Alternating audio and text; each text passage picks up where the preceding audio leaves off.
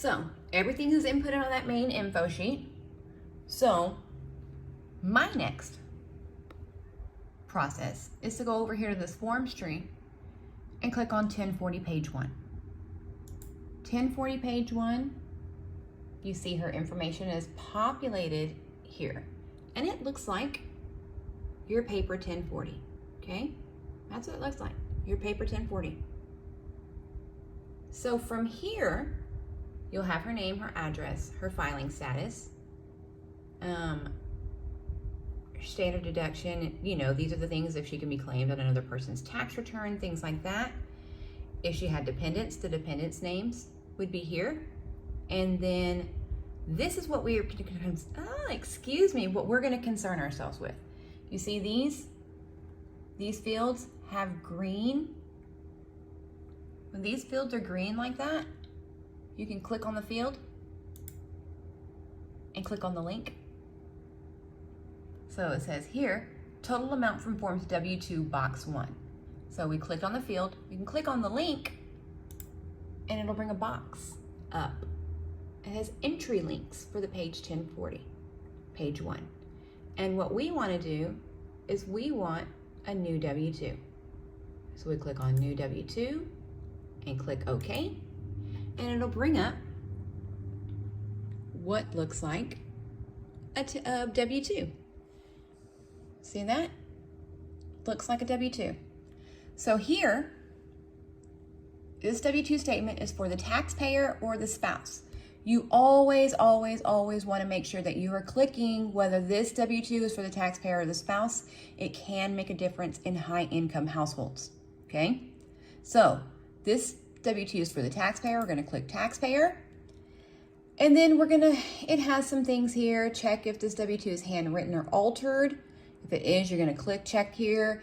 Check if the address, taxpayer's address on the W-2, if it's shown on the W-2, check if there needs to be changes. All right, so yes, that W-2, see here, has her address on there, the same address.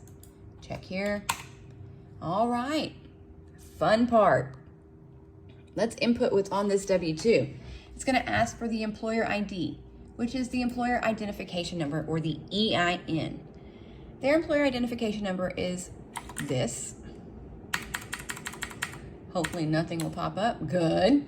So now you're gonna input the employer's name, which is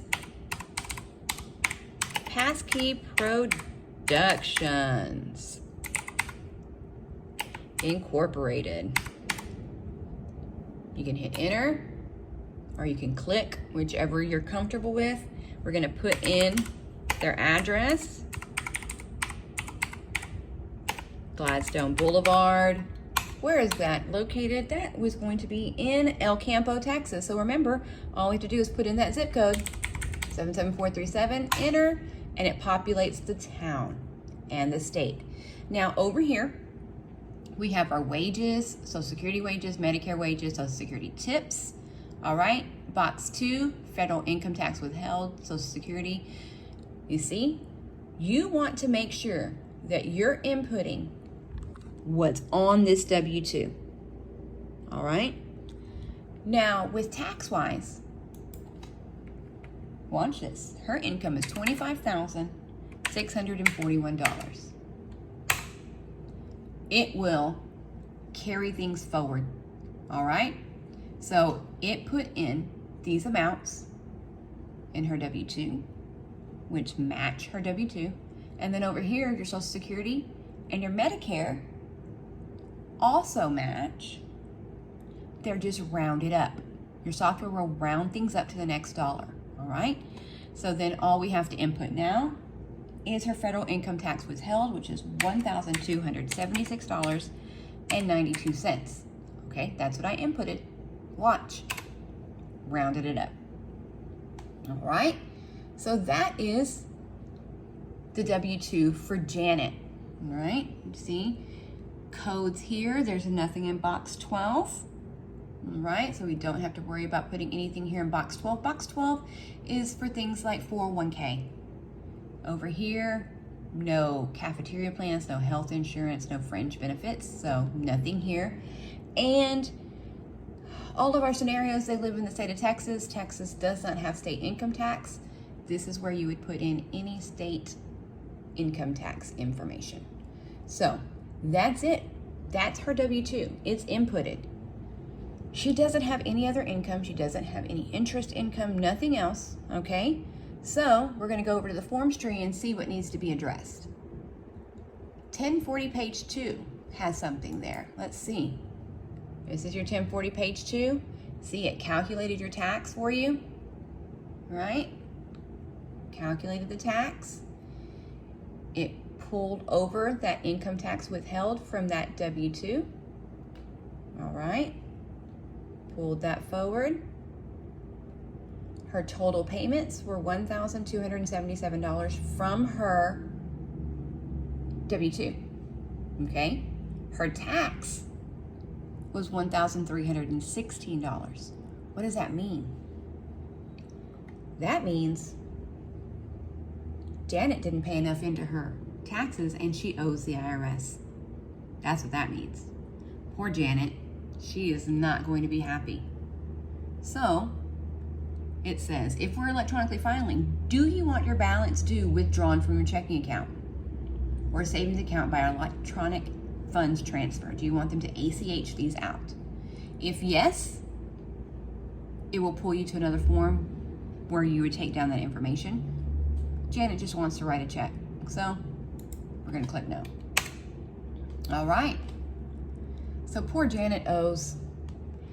Let me scroll you back over to the forms tree. Click on page 1 just to show you, because I didn't show you, that it pulled forward the information from her W-2, her $25,641. And if she would have had any other income,